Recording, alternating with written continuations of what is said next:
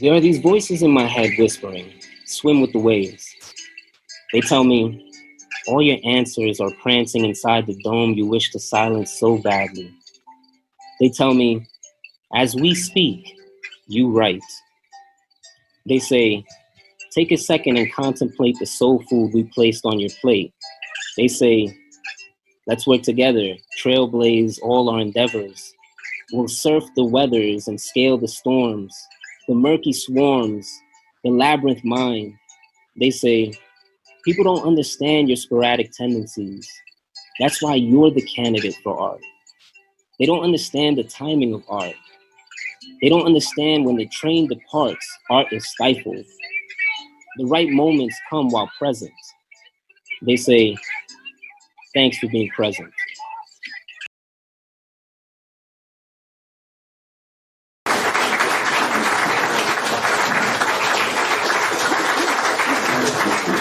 The poem is called By Myself in the Covered World.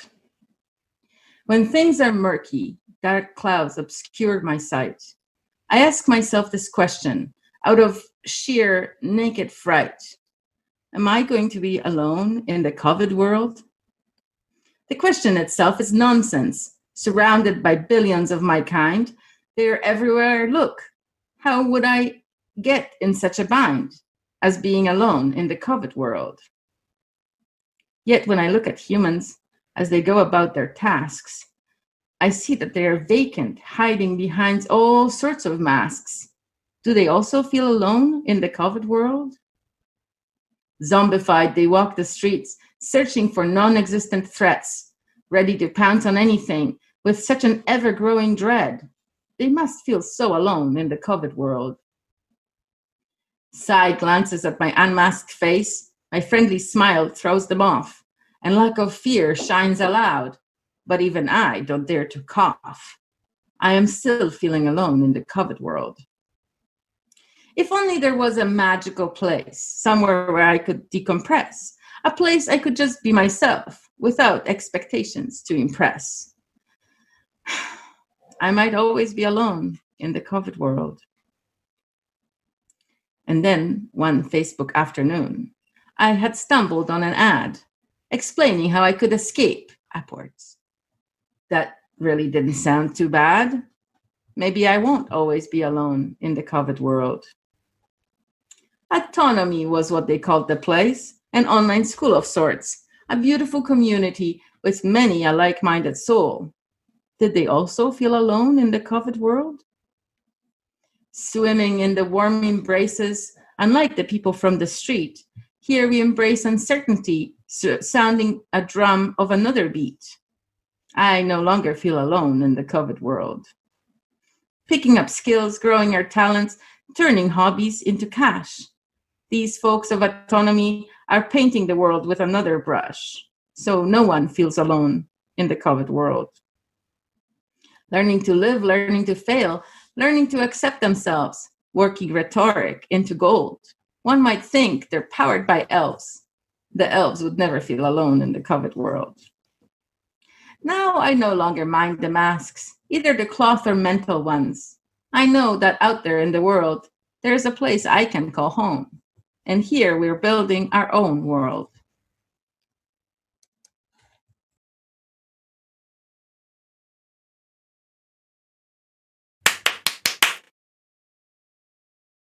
Okay, idiota. Pathos so persistent forced me to ungrip my coils of curiosity because they found your incompetence revolting, like barehanding a stranger's snot on a handrail on a cold Saturday morning. Wow.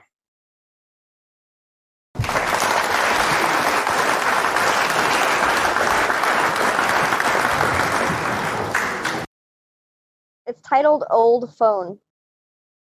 And I wrote, I am an old phone, sure to shut off randomly. I rarely hold a charge anymore. Don't try to complete tasks with me. I barely function most days, and I tend to freeze. So I won't be surprised when you're fed up and then you get rid of me.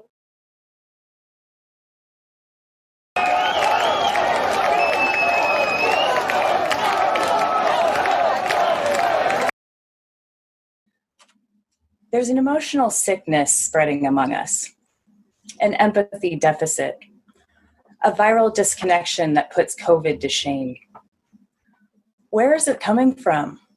How far down do those roots really go? If we can find the source, or at the very least just acknowledge our real condition, can we then find in ourselves the ability to heal? I think the time has arrived to move the ego aside and let your higher self write this prescription. The medicine is in the palm of your hand. You just need the courage to accept it. It is love. It has always been love. So what is it in us that restricts the comprehension of such a simple answer to such a complex question? Perhaps it is the misunderstanding of what that love is. It's the mistake of attaching ourselves to the tiny little box that we have shoved that love into. We have become reliant upon the limits of language and media imagery to show us stories and pictures of what love really looks like. We have allowed television, fiction, and social programming to become our teachers, and in turn, we have forgotten so much of our inner wisdom.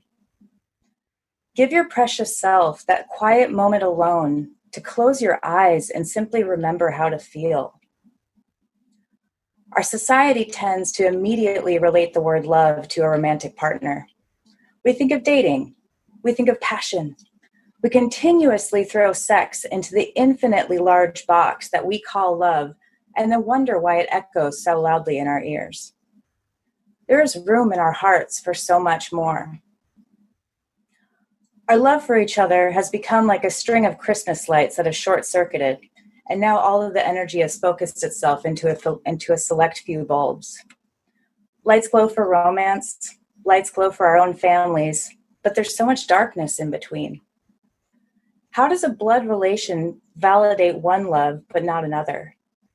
We are all one family. We are the human family. Love is the unconditional sharing of the experience of life. It is the unconditional sharing of that which is our life force. Love is being able to look through another perspective to find understanding.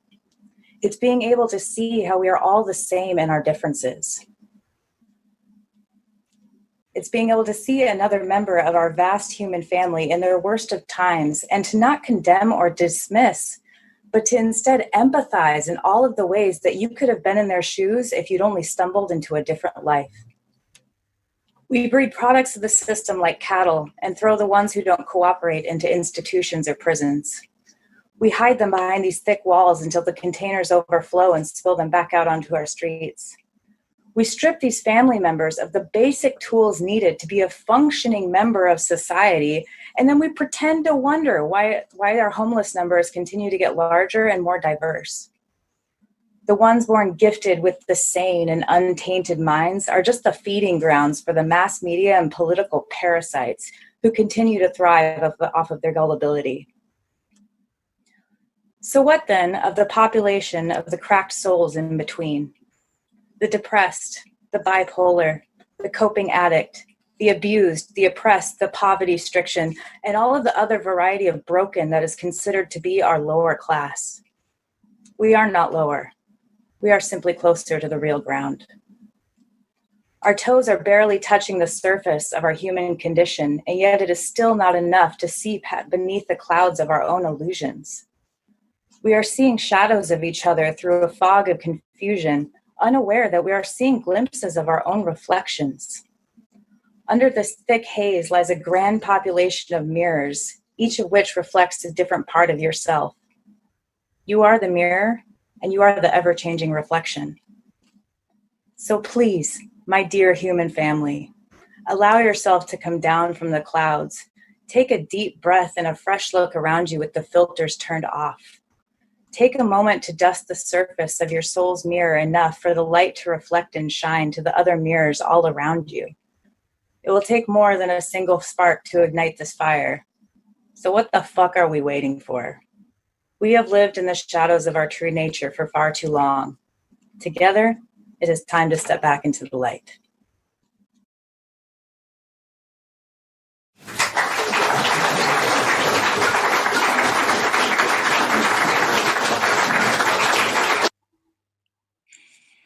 Millie was a little girl, afraid of the big white world. She grew up within her castle.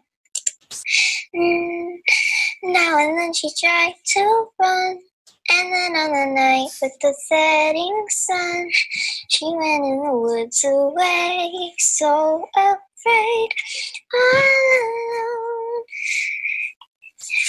I warned her, don't go there. There's creatures hiding in the dark, and something came creeping. He told her, don't you worry, just follow everywhere I go. Top of all the mountains, the valley low. I'll give you everything you've been dreaming of. Just let me in. Ooh. Everything you want and gold, I'll be the magic story you've been told, and you'll be safe under my control. Just let me in. Ooh.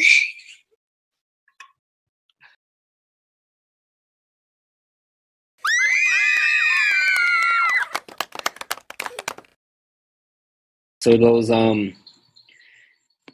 MTA memoir. So this is Metropolitan Transit Authority. The trains from New York. That's who operates the whole shebang. So it goes from the benches to the mezzanine, the elevators to the yellow partition on the edge of the platform, the number lines to the letter lines, even the shuttle lines, all across zip codes, the subway carts and stations. These have been the office where these pages took form. I've written most of these words during rush hour, in between showtime and train delays, running late but on time to consume your mind. I filled every New York City subway train with my train of thoughts. You may have caught me in the act. Just think back. Grand Central Station, Atlantic Avenue, Eastern Parkway, 4750th Rockefeller, or maybe Union Square, 14th Street, Columbus Circle, 149th Street and 3rd Avenue.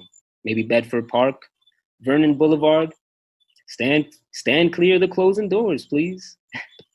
And that's the piece right there.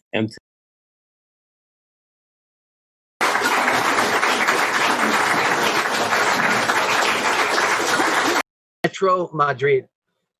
Line 1's horrific, 10's terrific, 3's the worst. But I rarely have to take 3. Lucky me. Any ride, anytime during rush hour is a nightmare. Miserably sardined. Beggars, tourists, thieves in suits. The doors open and waves pour out. Crushes more, push back in. Damn, don't cough on me.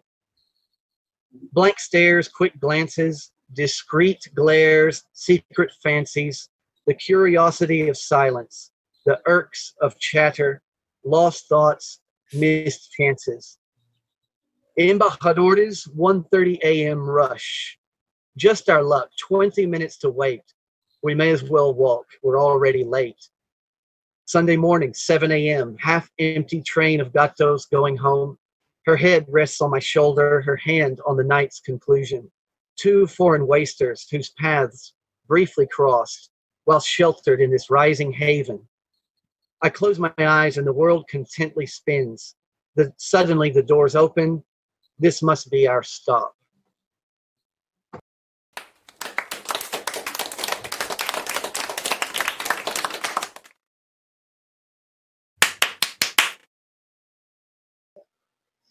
Please allow me to introduce myself. I'm a man of wealth and taste. I've been around for a long, long year. Stole many man's soul and faith. I was around when Jesus Christ had his moment of doubt and pain. Made damn sure that Pilate washed his hands and sealed his fate. Pleased to meet you. Hope you guess my name. But what's puzzling you is the nature of my game. All right, so I'm just going to stop there. And this idea of the nature of the game, I think, is really the most important part of this whole song. And it's, I think if you followed into some of the stuff, and really James True is really hitting it on the money with his definition of evil lately. I don't know if you've seen the blog or his latest thing. I think it's called The Definition of Evil, and maybe Agnieszka can tell us what episode that is. But he goes into a book by Scott Peck called The People of the Lie. And in it, it talks about how evil isn't really evil as we see it, like people doing evil, but it's ignorance. It's people not being able to really see the harm that they're doing to other people. And it's just building up. People are harming people. People don't know that they're harming people. People don't accept responsibility for harming other people. So then the people that are harmed are sitting here going, why? And in most cases, it's children. It's children that are being harmed, and they're being harmed by their own parents in a lot of ways. And it's because of this ignorance, And so I think this is really kind of that, that statement about ignorance that we all basically have to take a claim to. But I think there's more to this song, and that is these two verses, and I'll just mention these. So it says, I shouted out, who killed the Kennedys, when after all, it was you and me. Let me please introduce myself. I'm a man of wealth and taste, and I lay traps for the troubadours who get killed before they reach Bombay.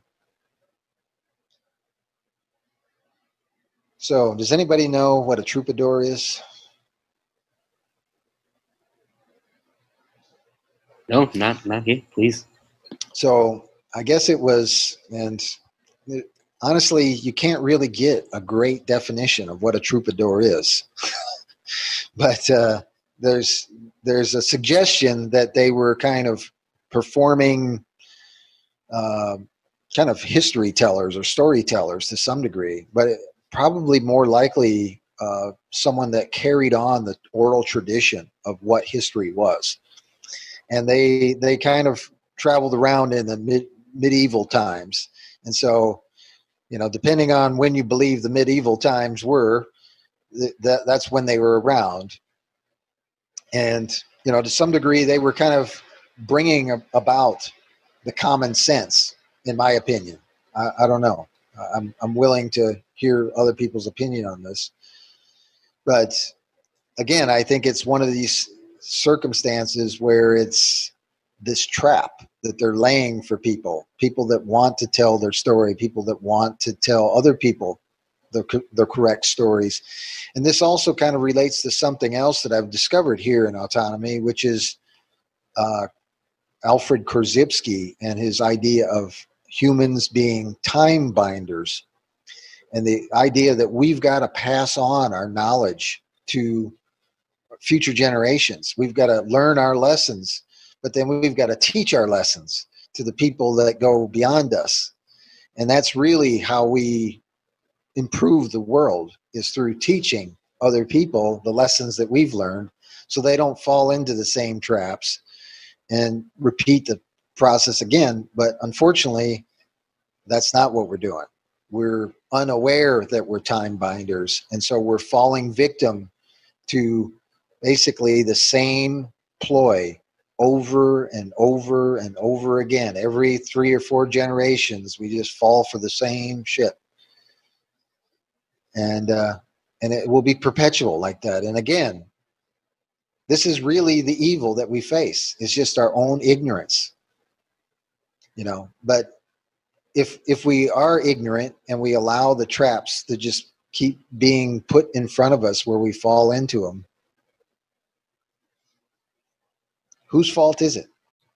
Yeah, and I guess one of the questions is how successful is art for the troubadour? How not even how, but that's probably throughout history it shows how effective that kind of medium is for conveying that and timing, recording that time in kind of a musical which is even an interesting kind of correlation, right? The timing verses and things like that. Yeah, that's I never heard the lyrics, like actually heard them. I actually just heard about that song like several months ago. Someone posted it on one of my videos actually that I had posted up. So when you said that, I was like, You're wow. so young, Pablo. Yeah, I'm showing my age there. But yeah, they actually were poets and musicians, and that was how they spread what Michael was talking about. Through poetry and music. Yeah. 12th and 13th century. Yeah, like bards. Yeah. Who There's actually definitely wrote that song, Mike? Well, that's a good question because this is where you get into some of you the. Look at the album. Who actually credited? Did Mick Jagger write it? I think that's Mick Jagger and who's the bass player? Keith Richards.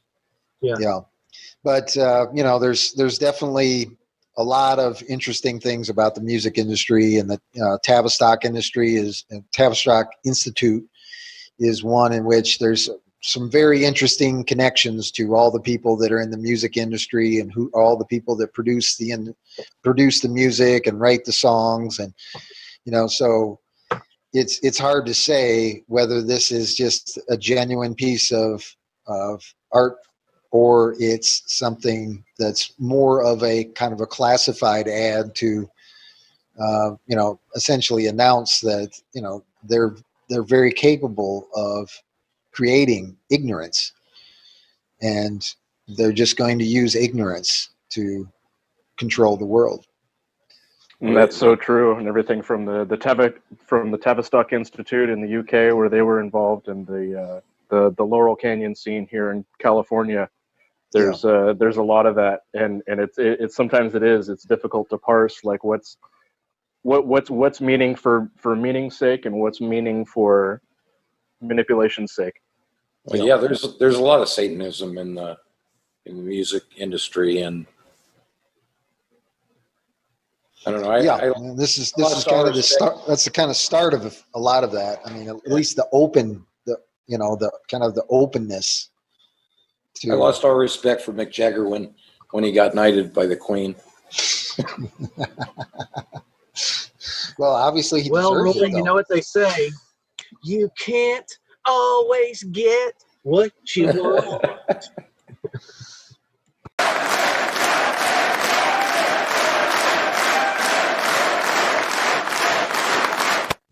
A science denier. I'm a mage, an alchemist, a potion master, but they called me a science denier. The making of the simplest potion, laundry powder, let's say, requires chemistry, physics, and math. A small potion that carries electricity, one that may heal a minor infection, infused with botanicals and magic, requires more than science. Yet, insolent mental maggots dare to raise their puny voices at me, who's been focusing my power for centuries through dozens of incarnations. They called me a science denier.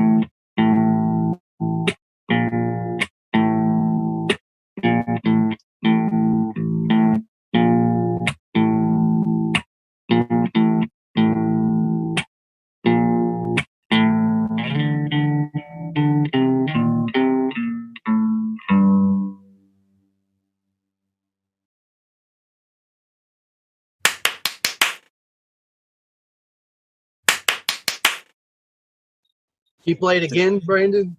Did that come out okay, or is it? It came out perfect. I got an idea. That came out great. I just got an idea. If you play it again, I'll read over it one of mine. So which part fits best, do you think? Whatever you just did, it was the perfect length.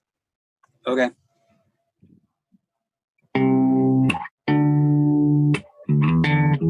Justified. Justified. I don't know whether to judge Marlowe wrong or right. Yet who is he to be judged? That is not our place. However, had he not submerged into the mouth of the snake, had he not fled crying back into the safe womb, would never he have put his acts on trial? By scholars who appreciate great stories by famed geniuses. Sorry, that was awesome.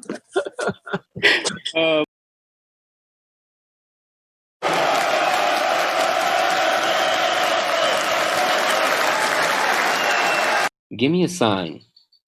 What do? I try to search for knowledge, but is any of it true? 111 444 222. I see all the synchronicities, but I seem to be stuck in a loop. In my head, I hear all the voices. Which one do I listen to? I try to tune the right station, only to be flooded with the static noise of my thoughts. Am I flooding the frequency of your guidance? How I long for a quiet thought.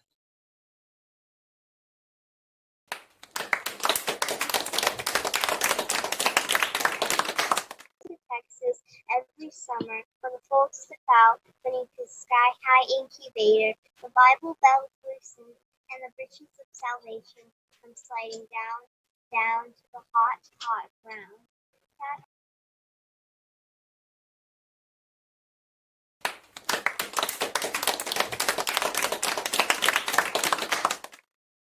The last quote, I believe it's by Mary Oliver. It's kind of like my go-to when I am worried about, like, I write dark poetry. I write about things that people don't want to listen to, that I don't even want to like hear or listen to. So yeah, this quote is really powerful to me. And so it says, "Someone I loved once gave me a box full of darkness. It took me years to realize that this too was a gift."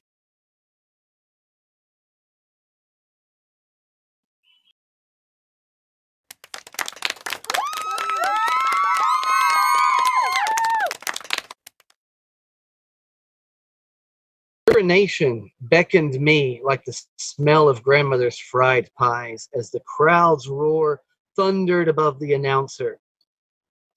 Cameras flashed as the starter yelled through the speaker, "Runners, to your mark!"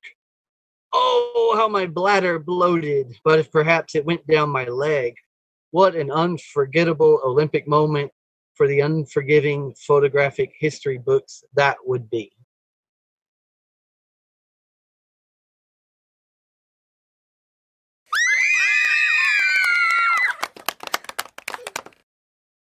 How nervous I was. And I want to start by reciting that poem. It's a bit gruesome, but anyway, I'm feeling a bit nervous. So I was so fucking nervous. My heart was in my throat. I was so fucking nervous. I thought that I might choke. I was so fucking nervous. I really could have died of embarrassment and fear inside, spewing forth east, south, west, north, all around me, just vomit coming out of me, my pussy guts open for all the world to see. In front of you, one big hoik. Someone get me a bucket. No, make that a joint. It's time to visit with my best friend. I'm longing to see Mary Jane again. She provides such comfort, she does, with her beautiful, succulent, pungent buds. So I pick up my pen and that's just how Neverside was. Yay, that was I awesome. loved that. Roz blows his Thank way you. again. Yay. So maybe if that might, well, it's not about, that was about humiliation, that poem. And this poem now is about humiliation. Cool. Anyway, thanks for the request, Agnieszka, best friend. Yeah. Thanks for sharing that It's called again. I Am Paranoid. Example 1. Thanks. Example 1, humiliation. 'Twas almost midnight on New Year's Eve. The chimes had not yet struck when something happened you wouldn't believe I could have such wondrous good luck. A music festival nearby here, which happens like clockwork once a year, was the context for my humiliating event, so it's hardly surprising it took place in a tent. Before we get to the excruciating bit, the bit where I felt so terribly hit, metaphorically of course, yet nevertheless, here's the reason I got into this. This is the shit that I have to admit. Earlier that day, I had roared at this bloke. His behaviour, disgusting, no fucking joke. Parrhesia had taken a firm grip on my throat. I was pissed off, angry, mad as could be. We had paid this fella's entry fee. He was there for the purpose of giving me a hand to hang out with my son Gary while I saw a band. Sharing the caring, one would have thought. His contribution amounted to naught. His neglect and demeanour proved more than disturbing. Most inappropriate was his lecherous perving. He was too busy making friends with our friends. When he upset Gary, that was the end. Bottom line, he failed to do what was agreed. And when he upset Gary, he upset me. Fuck off, I said loudly. Go, leave straight away. The cowardly, fill in the blank, he had nothing to say. Not to me, anyway. He cried to my friends, I later heard. I wasn't told then, not a single word.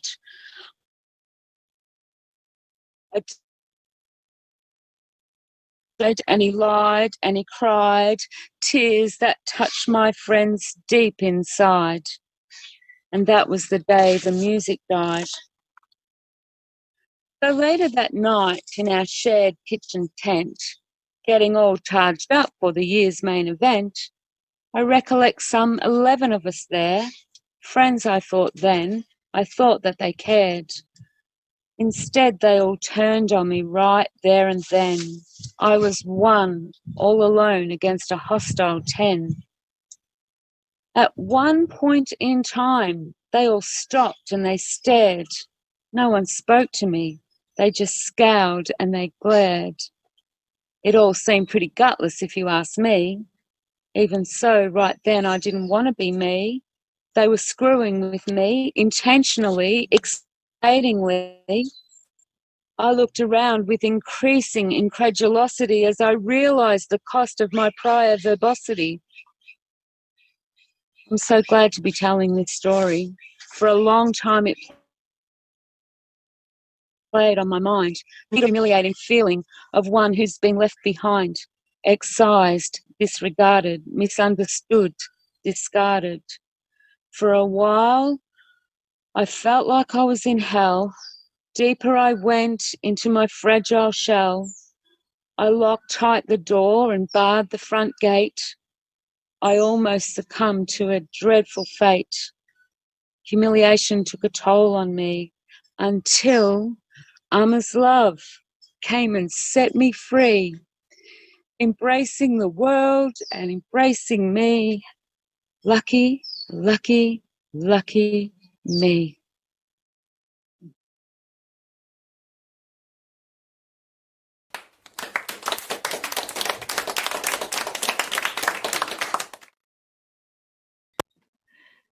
So in 2005, I felt torn up. I tear myself up every day. I let my emotions flutter like frightened birds, tearing the fabric of my soul. Last week, I was so torn up, I fluttered in the wind like yesterday's newspaper. The keeper is asleep. She has a daunting task ahead of her, taming the many frightened birds. Wow.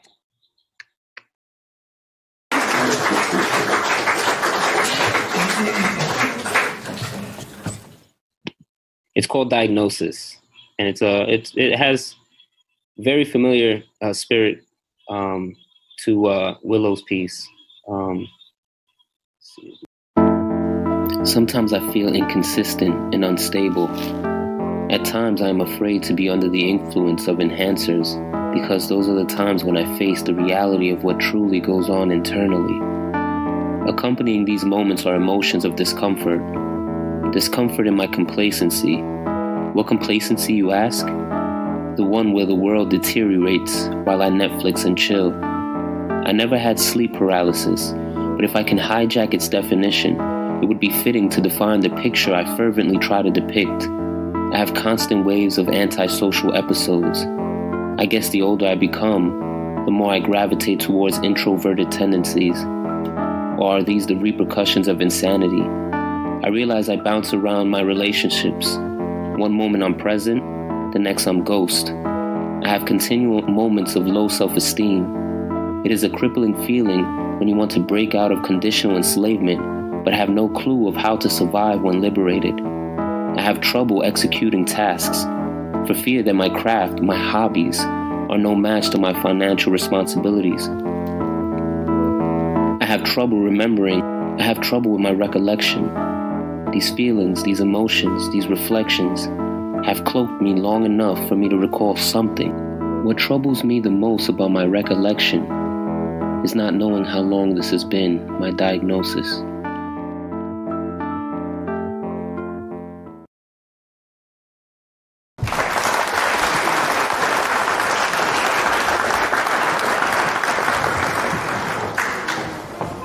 So this poem is about all of the disassociation that I was forced to have to do to be able to function as a teenager. So I'll just go ahead and begin. So it says, Death's icy embrace greets me as an old friend. The sweet numbness holds me as I stand steady against the end. It is inevitable, this I do know.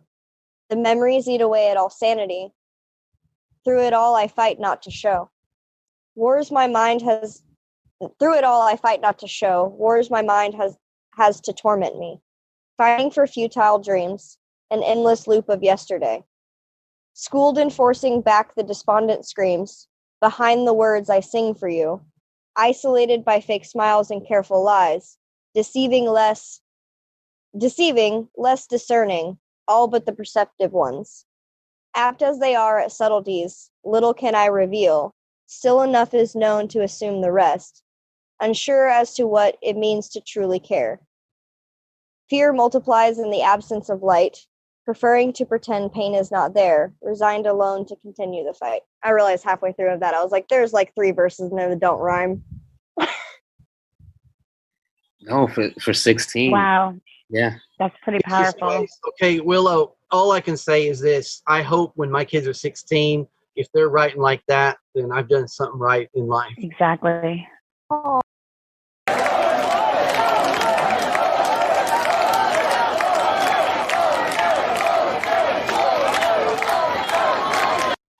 Who has led me but astray down the alley of misinformation? Who has led me but astray down the road of religious indoctrination? Who has led me but astray down the path of authoritative subjugation? Who has led me but astray down the journey of cultured conditioning? Who has led me but astray down the assembly line of consensus? Who has led me but astray down the cafeteria of artificiality?